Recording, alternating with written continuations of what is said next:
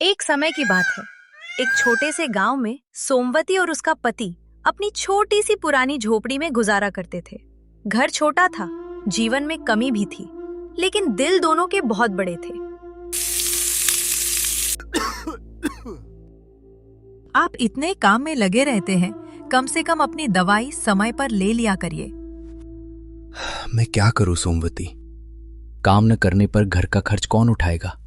और देखो ना, खेत की फसल भी अच्छी नहीं हो रही। दवाई लेने का पैसा कहाँ से आएगा।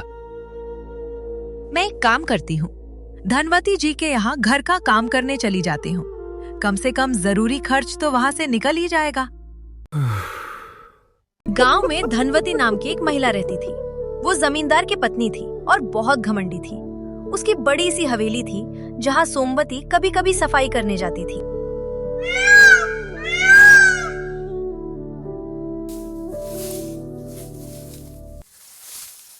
सोमवती, अभी कितना काम बाकी है? ये बर्तन भी धोने हैं। ठीक है मालकिन, अभी धो देती हूँ बर्तन। मालकिन, मैंने सारा काम कर दिया है। अब मेरी मेहनत के पैसे और थोड़ा सा अनाज दे दीजिए ताकि मैं घर जा सकूं। ठीक है, ये ले 10 रुपए और थोड़ा गेहूं। लेकिन सुन लेना, अगली बार काम जरा ठीक से करना, नहीं तो मैं तेरे पैसे काट लूंगी। ठीक है मालकिन। कितनी कंजूस है धनवती, इतना सारा काम करवाया और बस 10 रुपए पकड़ा दिए। खैर, जो मिले हैं उन्हीं से जरूरी दवा ले लेती हूँ। भैया, जरा मुझे बुखार और खांसी की दवा दे दीजिए।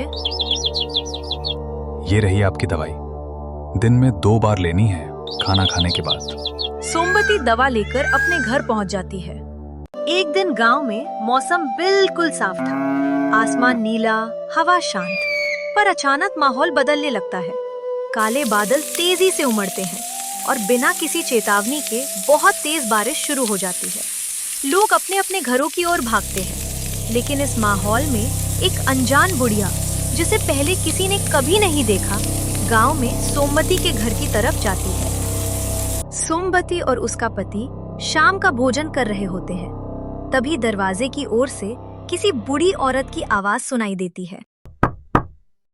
अरे, कोई है जो इस बुढ़िया को पेट भरने के लिए कुछ दे दे। बहुत जोरों की भूख लगी है, पूरे दिन से कुछ नहीं खाया। अरे, ये आवाज किसकी है? लगता है कोई दरवाजे पर आया है। मैं अभी देख कर आती हूँ। अरे अम्मा, क्या चाहिए आपको? बेटा, मुझे बहुत जोर से भूख लगी है, मुझे 2 रोटी खाने के लिए दे दो बेटा। बूढ़ी अम्मा खाना मांग रही है, बेचारी बहुत भूखी है, लेकिन हमारे पास और खाना नहीं है। हाँ, वो तो है, मैंने खाना खा लिया, अब मुझे भूख नहीं है। तुम ऐसा करो, बूढ़ी अम्मा को ये खाना दे दो, हमसे ज्यादा उन्हें इसकी जरूरत है।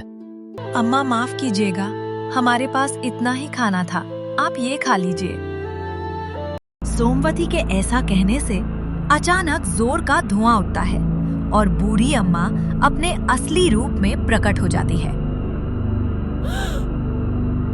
सोमवती ये देखकर डर जाती है, लेकिन अगले ही पल वो बूढ़ी अम्मा, जो पहले अजीब लग रही थी, धीरे धीरे बदलकर एक कोमल और सुंदर अम्मा में बदल जाती है।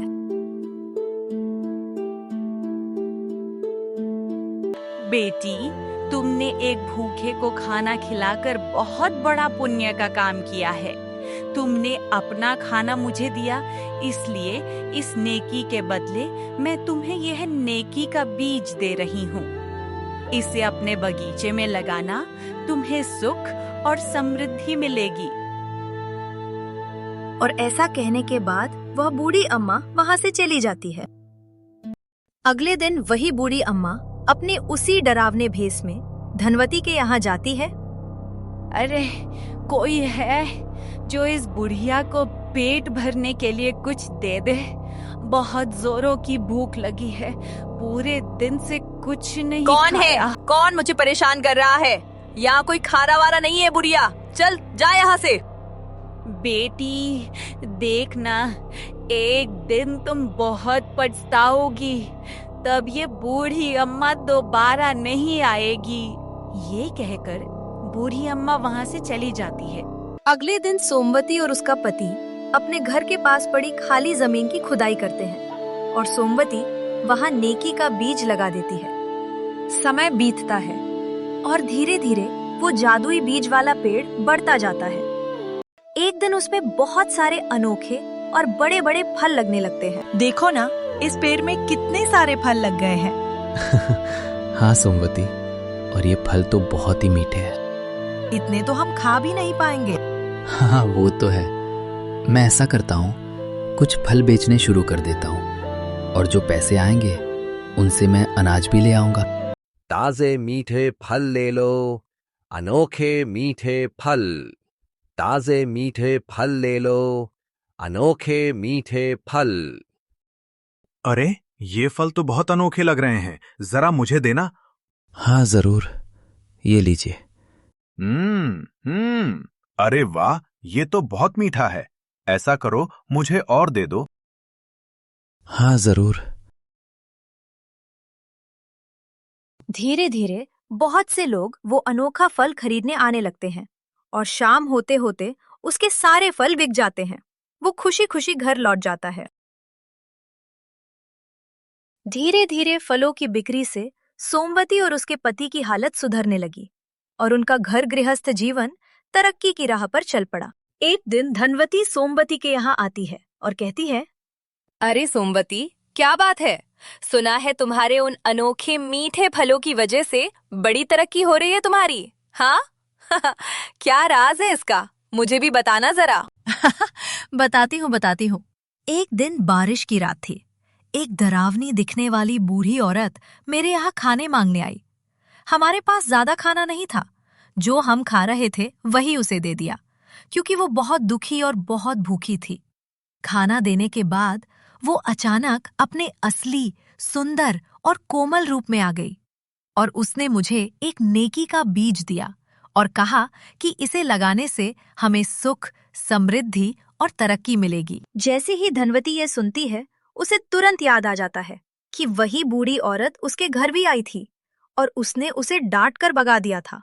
उसे गहरा पछतावा होने लगता है और वो कहती है, मुझसे बहुत बड़ी गलती हो गई। मुझे उस बूढ़ी औरत को भगाना नहीं चाहिए था। तुमने नेक काम किया था सोमवती। मैंने तुम्हारे साथ भी बुरा किया, तुमसे ज्यादा काम करवाया, कम पैसे दिए। मुझे माफ कर दो, मुझे बहुत पछतावा है। मालकिन, कृपया रोइए मत। मुझे आपसे कभी कोई शिकायत नहीं रही। जिंदगी में बीता हुआ समय वापस नहीं आता। हमें हमेशा नेकी के रास्ते पर चलना चाहिए और हमेशा दूसरों की मदद करनी चाहिए। सोमवती और उसका पति खुशी खुशी रहने लगे। अब उनके पास सब कुछ था और आगे भी वे नेक काम करते रहे। तो दोस्तों, ऐसे इस कहानी का अंत होता है।